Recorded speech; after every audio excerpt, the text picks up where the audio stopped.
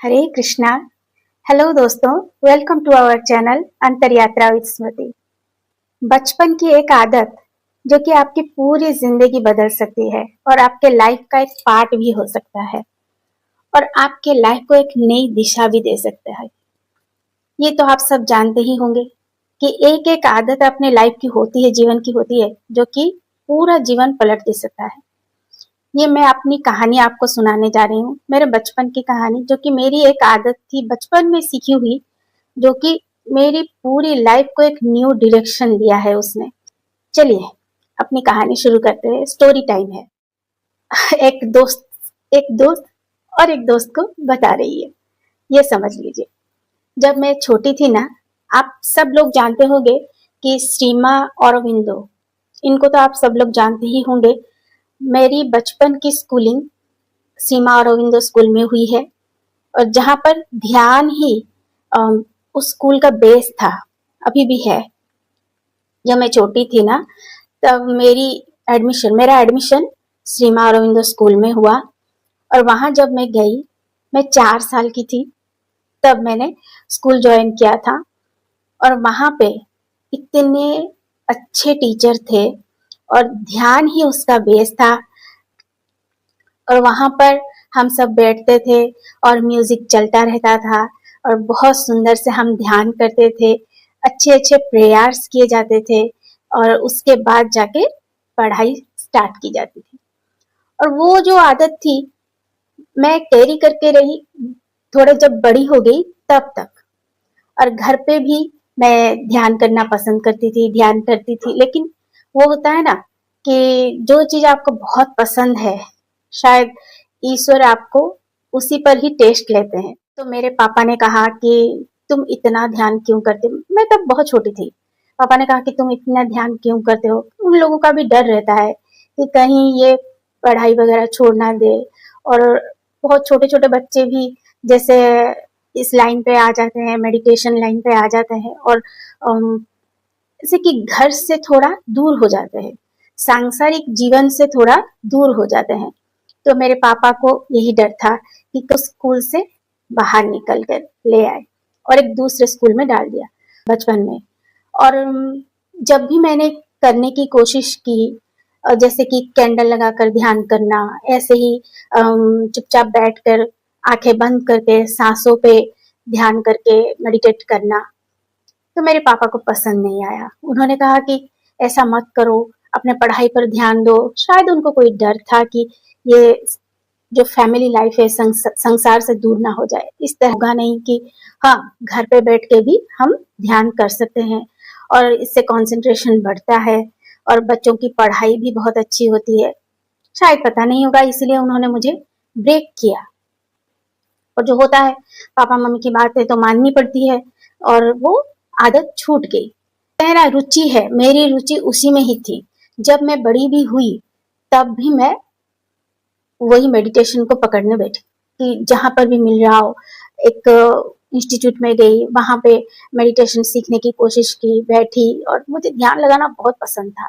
ऐसे ही धीरे धीरे बड़ी होती गई। और जब ससुराल भी मिला, शादी भी हुई, शादी के बाद भी ध्यान को ही अपना एक साथी बना लिया। चाहे कुछ भी हो जाए, थोड़ा बहुत 5 मिनट हो, 10 मिनट हो, ध्यान करती गई। और लाइफ में बहुत सारे उतार चढ़ाव आए, लेकिन आदत पूरी तरह से नहीं छूटी। हाँ, ब्रेक हुई, लेकिन आदत पूरी तरह से छूटी नहीं। और जब लाइफ में ऐसा पड़ाव आया कि हम चारों तरफ से, जैसा होता है ना कि चारों तरफ दरवाजा बंद होता है, आप कहाँ पे जाएं आपको पता नहीं चलता, ना घर वाले साथ देते हैं, ना कहीं बाहर कोई है जो आपकी प्रॉब्लम समझ सकता है, तभी जाकर ऐसा लगा कि कोई है नहीं मेरी बातें सुनने के लिए। तब मैं चुपचाप अपने साथ बैठने लगी। तब फिर से ध्यान मेरे साथ आया, मेडिटेशन मेरे लाइफ में फिर से बैक करके आया और मैं ध्यान करने लगी। और इसी ध्यान ने मुझे आज ताकत दी है कि मैं आप लोगों के सामने बैठकर वीडियो बना पा रही हूँ। लेकिन मैं जैसे लड़की थी, मैं मुंह खोल के बोल नहीं पाती थी किसी के सामने। जैसे कि पापा ने कुछ कह दिया कि ये करो मतलब यही करना है, मम्मी ने कह दिया कि यही करो मतलब यही करना है, मैं मुंह खोल के नहीं बोल पाती थी। ऐसा आप लोग समझ सकते हो कि बहुत इंट्रोवर्ट थी। मैं चुपचाप रहने वाली, अपने अंदर रहने वाली, वैसे टाइप की लड़की थी। ऐसे होते होते मेरी आधी लाइफ निकल गई, मतलब कि स्टूडेंट लाइफ, कॉलेज लाइफ, वो सब निकल गई। और जब शादी हुई उसके बाद भी जो होता है, हमारा घर गृहस्थी, इस सब को संभालते संभालते, बच्चों को संभालते संभालते, जो एक होता है ना ज्ञान पाने की जो इच्छा थी कि मेडिटेशन क्या होता है, कैसे उसमें आगे बढ़ते हैं, ज्ञान कैसे मिलता है, आत्मज्ञान कैसे मिलता है, ये सब इच्छा थी, लेकिन वो सब छूट गई, नहीं हो पाया। लेकिन होता है, ईश्वर जो चाहते हैं ना, आप जितना भी चाहो उसे छोड़ के आओ, लेकिन आप ऐसे लाइफ में एक पड़ाव आएगा, वो आपको लेकर वहीं पर आपको अटका ही देंगे, चाहे कुछ भी हो जाए। उनके आगे किसी की मर्जी थोड़ी ना चलती है, ईश्वर के आगे किसी की मर्जी नहीं चलती। तो वैसा ही हुआ कि तब जब लाइफ में बहुत सारी प्रॉब्लम्स आई, तब मुझे कोई रास्ता नजर ही नहीं आया कि मैं अब क्या करूं, किसके पास जाऊं, पापा मम्मी तो सुनेंगे नहीं। वो वैसा होता है ना हमारे हिंदू समाज में, बच्ची जब विदा हो जाती है, उसकी शादी हो जाती है, उसकी अर्थी सिर्फ उसके ससुराल से निकलती है, और उसका मायका मतलब कुछ भी नहीं है।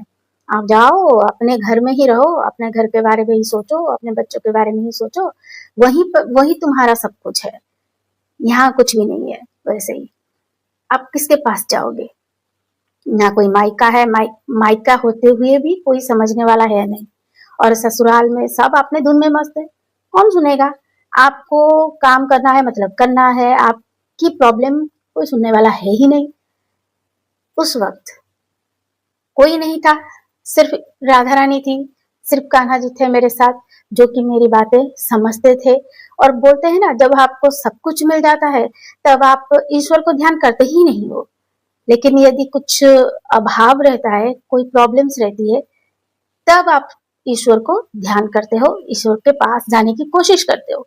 इसीलिए तो दुख आते हैं हमारे लाइफ में, ऐसे ही नहीं आते, क्योंकि हम जो माया में फंसे हुए रहते हैं, कि जो मेटेरियलिस्टिक दुनिया में फंसे हुए रहते हैं कि हमें ये चाहिए वो चाहिए, बच्चे को अच्छी पढ़ाई देंगे, बच्चे ये करेंगे वो करेंगे, हमें एक अच्छी लाइफ मिलेगी, ये सब चाहना बहुत अच्छी बात है, लेकिन उसमें क्या होता है कि हम उस डिवाइन को भूल जाते हैं। जब कुछ अच्छा होता है तब भूल जाते हैं, और जब दुख आता है तब दौड़ते हैं मंदिर और उनके पास भागते हैं कि हे प्रभु मेरा ये हो गया है, प्रभु मुझे ये चाहिए वो चाहिए। वो क्यों सुनेंगे आपकी बात, आप जब वो चाहते थे कि तुम मेरे पास आओ, हम तो गए नहीं। जब दुख आया, प्रॉब्लम आया, दौड़े भगवान के पास, हे ईश्वर मेरा प्रॉब्लम सॉल्व कर दो। ऐसा थोड़ी ना होता है, वो भी चाहेंगे ना कि मेरा बच्चा है, मेरे पास डेली आए, लेकिन हम ऐसा करते नहीं है, इसलिए तो प्रॉब्लम्स होती है। और जब प्रॉब्लम्स आई, जब मैं उनके पास दौड़ के फिर से गई, है प्रभु मैंने जो किया उसका कोई सोल्यूशन अब नहीं मिल रहा है मुझे, मेरे पास कोई है नहीं, अब आप ही देखो, अब आप ही मेरी हालत समझो कि मैं अब क्या करूं, कैसे आगे बढ़ूं।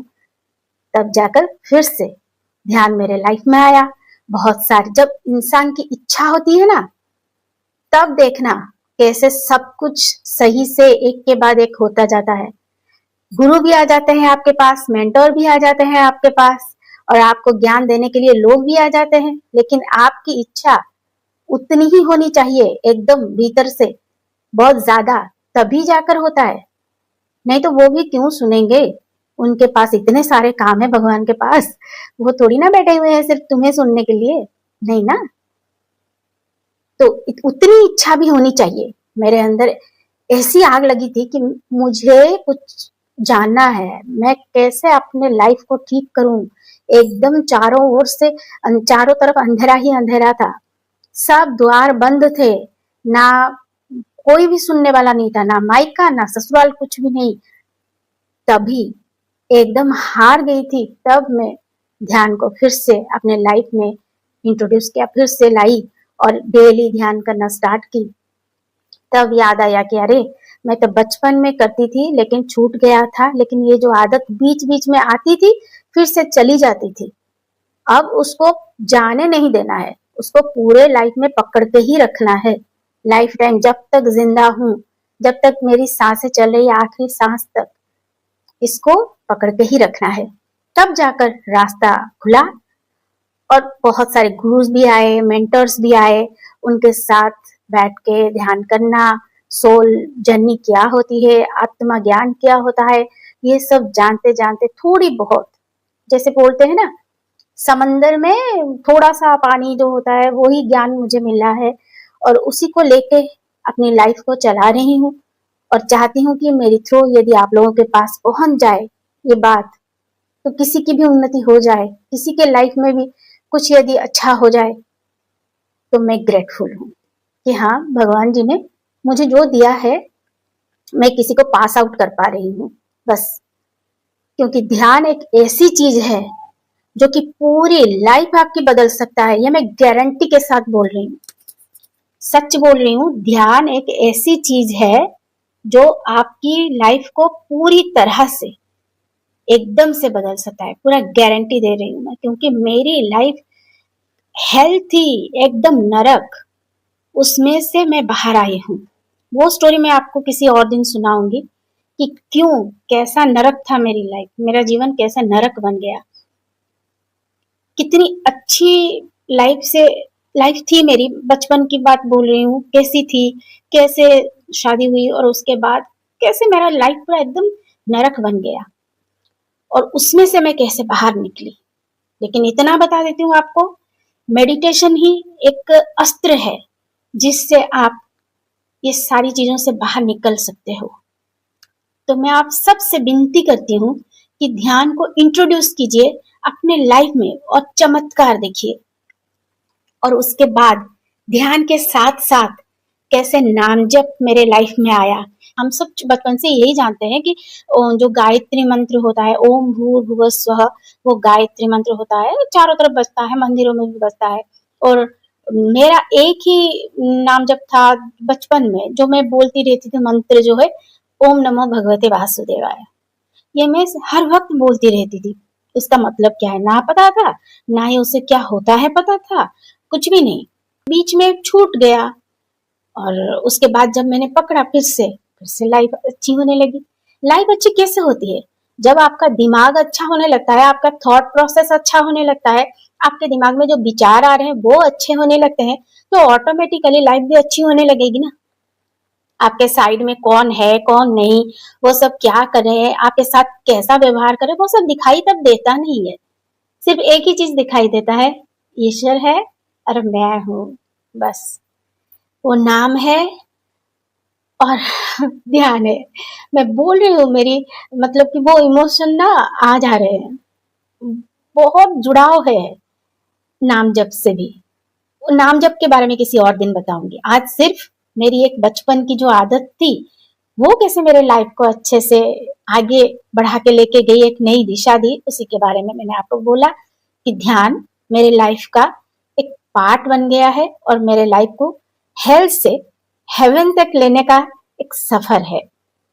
ध्यान अच्छा लगा हो तो लाइक जरूर करना, सब्सक्राइब जरूर करना। ऐसे ही कॉन्सेप्ट मैं आगे लेते आऊंगी। राधे कृष्णा। आप सब खुश रहिए, आप सबका मंगल हो।